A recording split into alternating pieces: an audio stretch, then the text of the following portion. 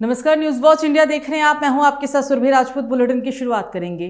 Kannauj Bhim army chief के programme की अनुमति न मिलने पर आक्रोश। 22 दिन बाद भी प्रशासन ने नहीं दी प्रोग्राम की अनुमति नहीं मिलने के कारण जानने पहुंचे भीम आर्मी जिला अध्यक्ष एसडीएम छिपरामऊ पर भाजपा नेताओं के दबाव में अनुमति न देने का आरोप। कहा, जल्द ना मिली अनुमति तो मुख्यालय पर होगा बड़ा और अनिश्चितकालीन प्रदर्शन। 4 फरवरी को प्रस्तावित है भीम आर्मी चीफ चंद्रशेखर आजाद का कस्बा में प्रोग्राम।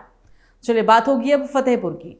फतेहपुर में हत्या पे हत्याओं का सिलसिला जारी। इस जिले में लगातार हो रही हत्याओं से लोगों के अंदर भय का माहौल पैदा हो गया। हत्यारे पुलिस से 2 कदम बाद भी पुलिस का खुलासा। योगी राज में अपराध मुक्त यूपी को मुंह चिढ़ाते नजर आ रहे हैं बदमाश। देखिए, ये जो मृतक हैं जयराम मान सिंह हैं, जिनकी एज करीब 68 साल है। ये बुलेट चौराहे के पास इनका आवास है, जहाँ पर ये एक अपनी पत्नी और इनकी एकमात्र बेटी है उसके साथ रहते हैं, और घर में जो है कुछ नौकर रहते हैं। ये बताया गया कि करीब 4:30 बजे एक व्यक्ति जो है इनको जो इनका महर्षि विद्या मंदिर के पास है, करीब काफ़ी जो है लैंड है और उसके सटे हुए बाग हैं, वहाँ पर यहाँ लेके आया था इनको। और फिर उसी व्यक्ति द्वारा घर वालों को सूचित किया गया कि इनसे संपर्क नहीं हो पा रहा है। जब घर वाले और बाकी लोग यहाँ पर आए तो यहाँ पे इनको जो है मृत अवस्था में गले पे इनको जो है कटे का निशान है, ये पाया गया।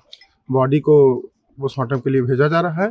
तहरीर प्राप्त करके जो है विवेचना के अनावरण के लिए प्रयास किया जा रहा है। तो वहीं हमीरपुर में 10,000 रुपए की रिश्वत लेते सुमेरपुर पंचायत सचिव गिरफ्तार। ग्राम पंचायत सचिव को 10,000 रुपए की रिश्वत लेते हुए एंटी करप्शन टीम बांदा ने रंगे हाथों गिरफ्तार कर लिया। कार्रवाई के बाद आरोपी पंचायत सचिव को आगे की कानूनी कार्रवाई के लिए मौधा कोतवाली पुलिस के सुपुर्द किया गया। रिश्वत की शिकायत मिलने पर एंटी करप्शन टीम ने जाल बिछाया था और जैसे ही पंचायत सचिव ने शिकायतकर्ता से रकम ली, टीम ने मौके पर पहुंचकर उसे धर दबोचा।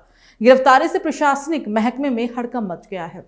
बात होगी अब फतेहपुर की। फतेहपुर जिले के थरियाव गांव क्षेत्र के नेशनल हाईवे 2 पर अंबापुर और हसवा के बीच रोड पार करते समय ज्ञात वाहन साइकिल सवार किशोर को टक्कर मारते हुए निकल गया। वाहन की टक्कर से किशोर गंभीर रूप से घायल हो गया।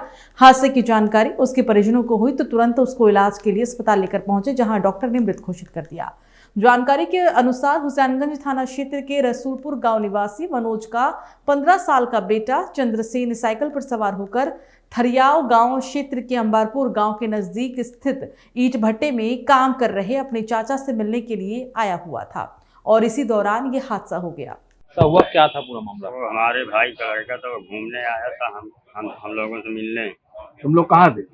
हम भट्टे पे थे, हसवा। हाँ। हसवा भट्टे। अच्छा, ठीक। वो हसवा पतंग लेने गए हाँ। और रोड में एक्सीडेंट हो गया। क्या स्थिति बच्चे की? खत्म हो गया। तो मामूली बात पर भड़की हिंसा, 2 लोगों के विवाद के बाद सरेआम खूनी संग्राम। आक्रोशित युवक को फावड़ा से पीटा गया। युवक के सर पर काफी चोटें आई है। खून से लथपथ युवक की हालत गंभीर बनी हुई है। जिला अस्पताल में उसे इलाज के लिए भर्ती करवाया गया है। वारदात से हसवा कस्बे में दहशत का माहौल बना हुआ है। मामला थरियाव थाना क्षेत्र के हसवा चौकी का ये पूरा मामला है। तो वहीं उत्तर प्रदेश जिले के फतेहपुर के कलेक्ट्रेट में अहिल्या आर्मी के राष्ट्रीय अध्यक्ष धर्मेंद्र पाल ने अपने साथियों के साथ पहुंचकर प्रधानमंत्री के नाम एक ज्ञापन जिलाधिकारी को देने के बाद मीडिया से मुखातिब हुए और कहा कि काशी बनारस के गंगा तट पर स्थित अहिल्याबाई होलकर की ऐतिहासिक प्रतिमा को क्षति पहुंचाया जाना काशी की पावन धरती पर जो आघात हुआ है। घटना काशी में जो मंदिर तोड़ दिया गया, माता अहिल्या देवी होलकर जी की मूर्ति खंडित की गई है, उसी का विरोध प्रदर्शन और माननीय प्रधानमंत्री जी को ज्ञापन देने आए हैं। इस सबसे बड़ी दुनिया की, भारत की सबसे बड़ी न्याय की देवी के साथ अन्याय हुआ है, इसलिए हम लोगों का हृदय में बहुत चोट पहुंची है और ये पूरे भारत में ज्ञापन के रूप में छोटे छोटे ज्ञापन दिए जा रहे हैं। तो निवेदन के साथ सरकार से भी आग्रह है और बनारस प्रशासन से भी कि तत्काल प्रभाव से पुनः निर्माण कराने का आश्वासन दें, नहीं तो ये ज्वाला धीरे धीरे भड़कती जाएगी।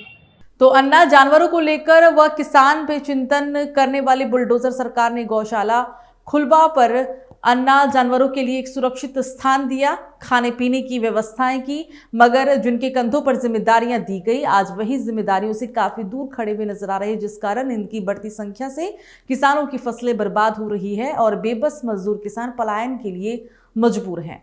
बात होगी अब मथुरा की। मथुरा में यमुना एक्सप्रेसवे पर बड़ा हादसा होते होते चला। थाना राया क्षेत्र के माइलस्टोन 110 पर चलती बस आग का गोला बन गई।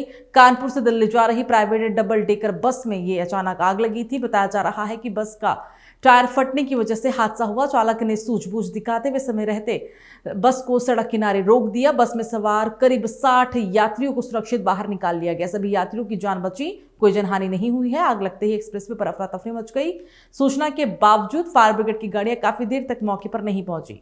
बस पूरी तरह जलकर राख हो चुकी है। पुलिस ने यातायात को सुचारू रूप से चालू करवा दिया है।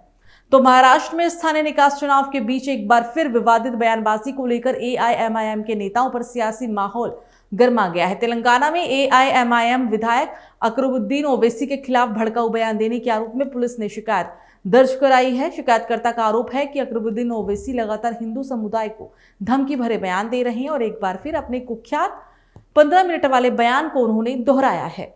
देखिए, ओवैसी तो हमेशा से ही इस प्रकार के बयान देते आए हैं। वो कहते हैं कभी 15 मिनट के लिए पुलिस हटा लो, कभी कहते हैं योगी मोदी चले जाएंगे तो तुमको कौन बचाने आएगा। तो ये लोग हमेशा से दंगा भड़काने का प्रयास करते हैं।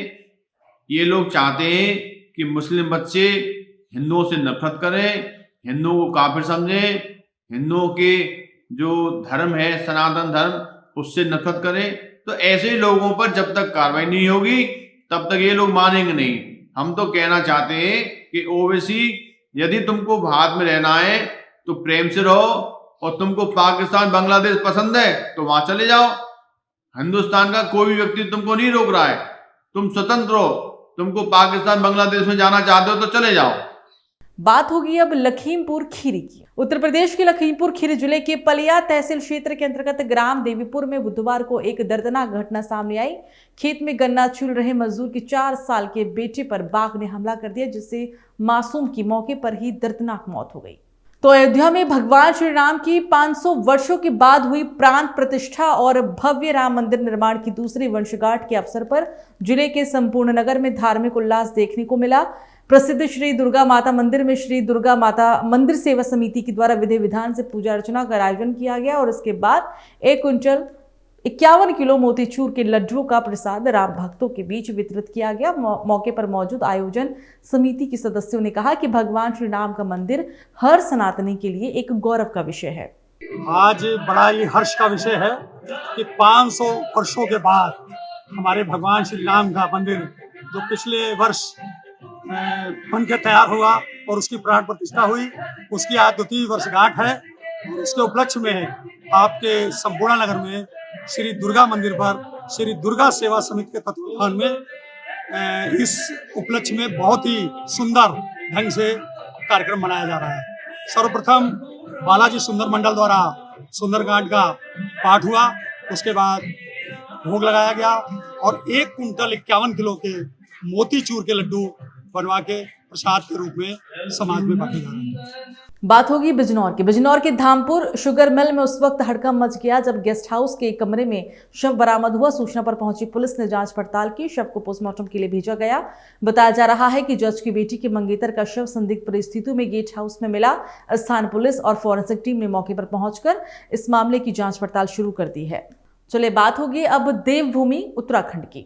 मंगलौर विधानसभा में 2027 के चुनाव से पहले सियासी हलचल तेज हो गई है। पिछले 3-4 सालों से सक्रिय रहे हरियाणा के पूर्व कैबिनेट मंत्री करतार सिंह भड़ाना अब स्थानीय जनता की नजरों में है। सवाल ये उठता है कि क्या उन्हें मंगलौर की जनता अपने प्रतिनिधि के रूप में स्वीकार करेगी या उनके ऊपर बाहरी व्यक्ति होने का छप्पा लगेगा।